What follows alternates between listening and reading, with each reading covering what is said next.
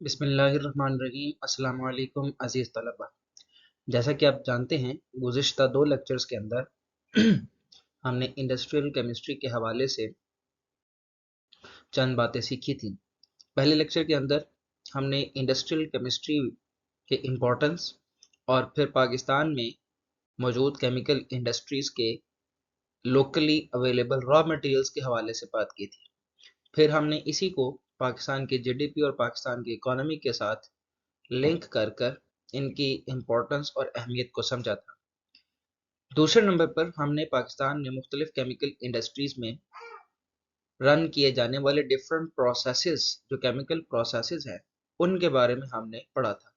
Students, total 6 process थे जिनको हमने वन बाय वन पढ़ा था। आज हम इंडस्ट्रियल केमिस्ट्री की मुख्तलिफ एप्लीकेशंस और इंडस्ट्रियल केमिस्ट्री की रोशनी में जो सेफ्टी मेजर्स हैं जो किसी केमिकल इंडस्ट्री में मौजूद होने चाहिए, उनके हवाले से हम बात करेंगे। तो सबसे पहले नंबर पर हम एप्लीकेशंस की बात करते हैं। अगर हम एप्लीकेशंस की बात करें तो मुख्तलिफ इंडस्ट्रीज़ में इंडस्ट्रियल केमिस्ट्री, जो केमिकल इंडस्ट्रीज़ हैं, उनमें इंडस्ट्रियल केमिस्ट्री का जो सब्जेक्ट है, ये मुख्तलिफ एप्लीकेशंस के साथ अपनी अहमियत को उजागर करता है। हमारी डेली लाइफ के अंदर बहुत सारी ऐसी प्रोडक्ट्स हैं जो हमें केमिकल इंडस्ट्री से हासिल होती हैं और उनमें बराह रास्त इंडस्ट्रियल केमिस्ट्री इन्वॉल्व होती है। बहुत सारी केमिकल इंडस्ट्रीज में से 4 का हम यहाँ पर जिक्र करेंगे। जैसे मिसाल के तौर पर सबसे पहले नंबर पर पेट्रोकेमिकल इंडस्ट्री। यहाँ से हासिल होने वाले प्रोडक्ट्स प्लास्टिक हो सकता है, सिंथेटिक रबर, फाइबर और क्रूड ऑयल। क्रूड ऑयल से हमें ये सारी चीज़ें हासिल हो सकती हैं। फिर कॉस्मेटिक इंडस्ट्री की अगर हम बात करें तो यहाँ पर हमारे पास मेकअप्स, सॉप्स, परफ्यूम्स और स्किन के लिए जो मटेरियल है वो पीएच बैलेंस्ड होने चाहिए। इसकी रहनुमाई भी इंडस्ट्रियल केमिस्ट्री करती है। तीसरे नंबर पर जो इंडस्ट्री हमारे पास है वो है सीमेंट इंडस्ट्री। कंस्ट्रक्शन के लिए जो मटेरियल हासिल होता है वो लाइमस्टोन और क्ले को हीट करके हासिल किया जाता है। तो ये हमने लास्ट लेक्चर के अंदर भी जिक्र किया था, पाकिस्तान अपने खत्ते में लीडिंग सीमेंट एक्सपोर्टर के तौर पर किरदार अदा कर रहा। फिर चौथे नंबर पर स्टूडेंट्स, फूड इंडस्ट्री। फूड खुराक इंसान की बुनियादी ज़रूरियात में से है।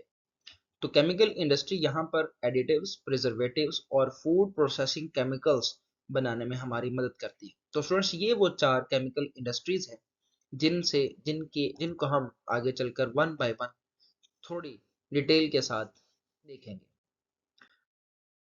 पेट्रोकेमिकल इंडस्ट्री की हमने बात की थी, तो यहाँ से हमें जो प्रोडक्ट्स हासिल होते हैं वो प्लास्टिक्स, सिंथेटिक रबर, फाइबर, ये सारा कुछ हमें क्रूड ऑयल से हासिल होता है, खाम तेल से हासिल होता है। इसी तरह क्रूड ऑयल की जब हम क्रैकिंग करते हैं तो क्रैकिंग करने से हमें स्मॉल मॉलिक्यूल, छोटे मॉलिक्यूल्स हासिल होते हैं जिनके फिर आगे मुख्तलिफ यूजेस हैं जिनको हम अपने फ़ायदे के लिए इस्तेमाल करते हैं। यही स्मॉल मॉलिक्यूल्स बिल्डिंग ब्लॉक का किरदार अदा करते हैं, लुब्रिकेंट्स बनाने के लिए, वैक्सेस बनाने के लिए और उसके साथ साथ सिंथेटिक रबड़ बनाने के लिए। So these are the products. पहले तो हम जो क्रूड ऑयल है उससे डायरेक्ट ये चीज़ें बना सकते हैं।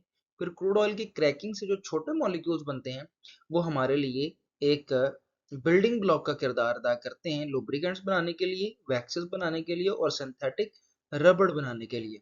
तो ये पेट्रोकेमिकल इंडस्ट्री का रोल हमारे सामने इस तरह से। फिर दूसरे नंबर पर जो इंडस्ट्री जिसका हम यहाँ पर जिक्र करेंगे वो हमारे पास है कॉस्मेटिक इंडस्ट्री।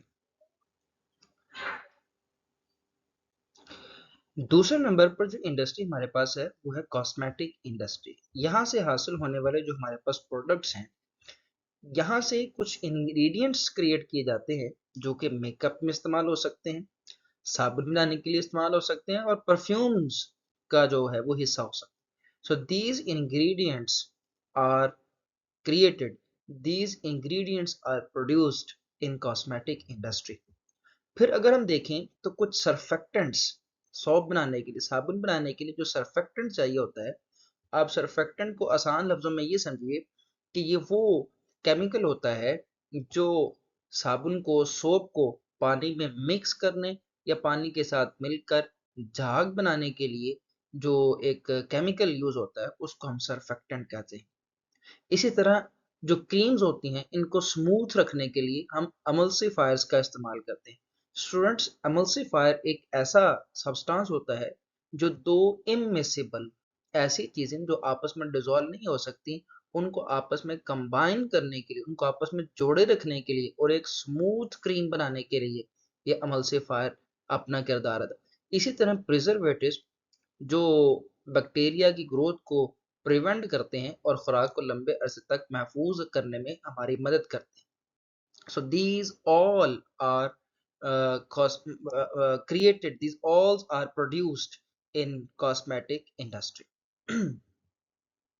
इसी तरह फिर हमारे पास ये जो केमिस्ट्री है, इंडस्ट्रियल केमिस्ट्री है, ये इस बात का को यकीनी बनाती है कि हमारे पास जो प्रोडक्ट बनेंगे ह्यूमन स्किन के लिए, जैसा कॉस्मेटिक इंडस्ट्री है, यहाँ पर जो भी प्रोडक्ट बनेगा वो ह्यूमन स्किन के हवाले से पीएच बैलेंस्ड होना चाहिए, स्किन को डैमेज करने वाला।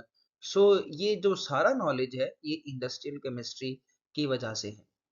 तो ये स्टूडेंट्स हमारे पास दूसरी केमिकल इंडस्ट्री थी जिसको हम कॉस्मेटिक इंडस्ट्री कहते हैं। नंबर 3 पर स्टूडेंट्स हमारे पास जो सीमेंट इंडस्ट्री है, जो हमारे लिए एक very important building material produce करती है, जिसको हम सीमेंट कहते हैं। ये लाइमस्टोन और क्ले को हीट करके एक बिल्डिंग मटेरियल बनाती है जिसको हम सीमेंट कहते हैं। इसकी जो मैन्युफैक्चरिंग है वो एक जो सीमेंट होता है ये एक इंटीमेट मिक्सचर होता है लाइमस्टोन का और क्ले का। इनको 1500 डिग्री सेंटीग्रेड पर हम हीट करते हैं रोटरी किल्न के अंदर। इस किल्न के मुख्तलिफ जोन्स होते हैं, उन जोन्स का मुख्तलिफ टेम्परेचर होता है। हाईएस्ट टेम्परेचर 1500 डिग्री सेंटीग्रेड होता है। तो ये एक मिक्सचर तैयार किया जाता है सीमेंट, जिसका रिजल्टिंग प्रोडक्ट जो होता है वो हमारे पास एक क्लिंकर होता है। उसको ग्राउंड करते हैं, हम उसको हम ग्राइंडिंग करते हैं जिप्सम के साथ, और फाइनली हमारे पास जो प्रोडक्ट हासिल होता है वो क्या होता है, सीमेंट होता है। जो जिप्सम स्टूडेंट्स में ऐड करते हैं वो इसका जो हार्डनिंग टाइम होता है, जो इसका सेटिंग टाइम होता है, उसको डिले करने के में उसका अपना किरदार अदा करता है। फिर इसी तरह हमारे पास जो सीमेंट होता है जब पानी के साथ रिएक्ट करता है तो वो रिएक्शन एक्सोथर्मिक हाइड्रेशन रिएक्शन होता है। एक्सोथर्मिक का मतलब है कि हीट रिलीज हो। तो जब भी पानी सीमेंट के अंदर पानी को मिक्स किया जाता है तो वो जो एक फ्रेश सी पेस्ट बनती है वो वार्म हो जाती है, गर्म हो जाती है, क्योंकि ये रिएक्शन जो होता है वो एक्सोथर्मिक होता है। फिर स्टूडेंट्स नेक्स्ट हमारे पास जो इंडस्ट्री है वो है फूड इंडस्ट्री।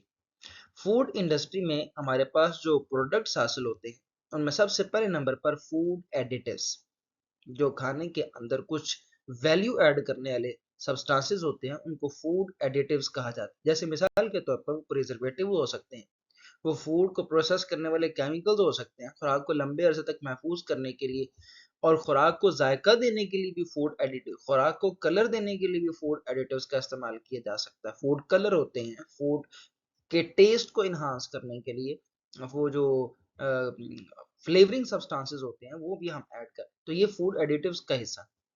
फिर इसी तरह हमारे पास सोडियम बेंजोएट, ये आमतौर पर इस्तेमाल होने वाला फूड प्रिजर्वेटिव है जो खुराक को महफूज करता है, बैक्टीरिया की ग्रोथ को प्रिवेंट करता है और अल्टीमेटली उसको खराब होने से बचाता है। फिर हाइड्रोजनेशन, आपने मैट्रिक में रिएक्शन पढ़ा, फर्स्ट ईयर में भी पढ़ा, वेरी इंपॉर्टेंट रिएक्शन है। एडिबल ऑयल्स को सॉलिड फैट के अंदर लाइक मार्गरेन, वनस्पति घी बनाने के लिए इसको इस्तेमाल, तो ये क्या हाइड्रोजनेशन है, केमिकल रिएक्शन। इसी तरह लीवनिंग एजेंट्स लाइक सोडियम बाइकार्ब, जिसे हम बेकिंग सोडा भी कहते हैं, आम स्टूडेंट्स आमतौर पर आप देखते हैं कि बेकरी के प्रोडक्ट्स, बेकरी के जो आइटम्स होते हैं बेकर, कुछ जो हमारे पास बैटर होता है या जो डो होती है वो अक्सर जब उसको हीट करते हैं बेकरी आइटम्स के अंदर तो वो फूल जाती है, फैल जाती है, वो बेकिंग सोडा की वजह से होती है। इस तरह के जो एजेंट्स हैं जो ये वाला फिनोमिना कॉज करते हैं, इसको लिवनिंग एजेंट्स कहते हैं। इसी तरह एक और प्रोसेस है जिसका नाम है फोर्टिफिकेशन। किसी भी सब्सटेंस की, किसी भी डाइट की वैल्यू बढ़ाने के लिए उसमें जो चीजें ऐड की जाती हैं, इस प्रोसेस को हम फोर्टिफिकेशन, जैसे मिसाल के तौर पर हम साल्ट में आयोडीन इस्तेमाल करते हैं और उसको फिर हम आयोडाइज्ड साल्ट कहते हैं, तो वो साल्ट में आयोडीन ऐड करने से साल्ट की वैल्यू और उसकी न्यूट्रिशनल वैल्यू ज्यादा हो जाती है। इस तरह के प्रोसेस को फोर्टिफिकेशन कहते हैं। इसी तरह स्टूडेंट्स विटामिन ए ऑयल में हम ऐड करते हैं ताकि उस ऑयल की न्यूट्रिशनल वैल्यू ज़्यादा। सो इस तरह के प्रोसेस को हम फोर्टिफिकेशन कहते हैं। तो ये स्टूडेंट्स हमारे पास 4 इंडस्ट्रीज थी, जिन इंडस्ट्रीज के अंदर हमने हासिल होने वाले प्रोडक्ट्स और केमिकल प्रोसेसेस की समरी जो है वो हमने पढ़ी है, जिसमें हमारे पास सबसे पहले नंबर पर पेट्रोकेमिकल इंडस्ट्री थी। दूसरे नंबर पर हमारे पास एक हमने सीमेंट इंडस्ट्री पढ़ी है, फूड इंडस्ट्री पढ़ी है, कॉस्मेटिक इंडस्ट्री पढ़ी। So these industries have very good application of industrial chemistry.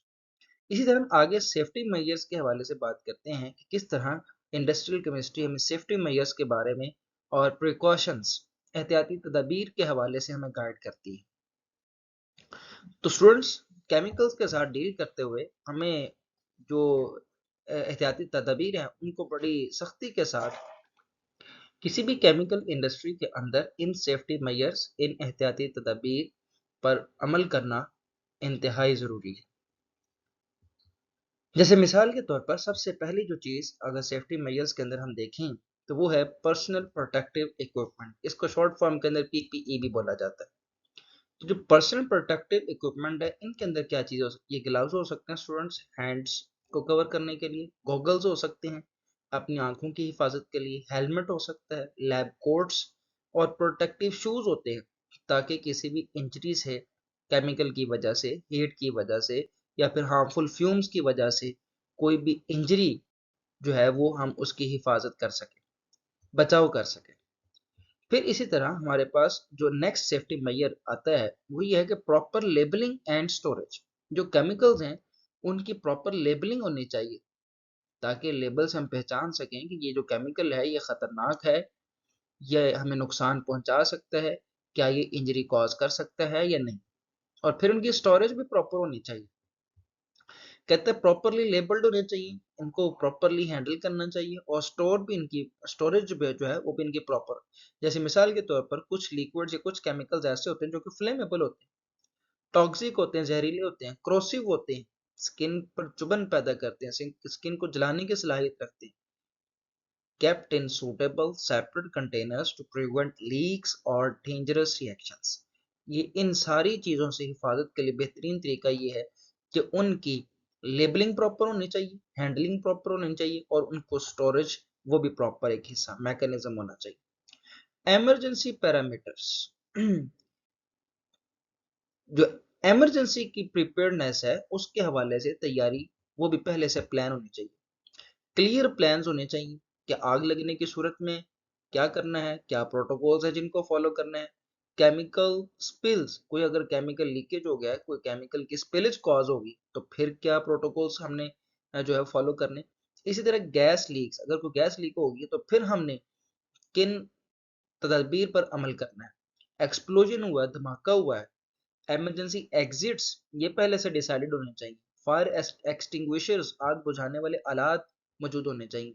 First aid kit मौजूद होनी चाहिए। स्पिल को कंट्रोल करने वाले मटेरियल अवेलेबल होने चाहिए। सो ये वो वाली प्रिपरेशंस हैं, ये वो वाली तैयारियां हैं जो इमरजेंसी के लिए पहले से की होनी चाहिए और प्रॉपर वर्कर्स की ट्रेनिंग होनी चाहिए। इसी तरह ventilation very important factor, very important safety major. कोई भी केमिकल इंडस्ट्री है वहाँ का जो वेंटिलेशन सिस्टम है वो इंतहाई अहम और वो टॉक्सिक गैसेस, फ्यूम्स, डस्ट वगैरह जो वर्क प्लेस पर होती है उसकी वेंटिलेशन जो होती है वो एक अच्छी वेंटिलेशन होनी चाहिए। प्रॉपर एयर फ्लो होना चाहिए जिसकी वजह से जो है वो ब्रीथिंग हार्मफुल सब्सटेंसेस यानी खतरनाक किस्म की जो सब्सटेंसेस हवा में मौजूद हो सकते हैं उनकी ब्रीथिंग से अवॉइड किया जा सके। हेल्दी वर्किंग एनवायरनमेंट, तो ये जो सारी चीज़ें हैं ये एक अच्छी वेंटिलेशन के ज़रिए ही प्रोवाइड की जा सकती हैं।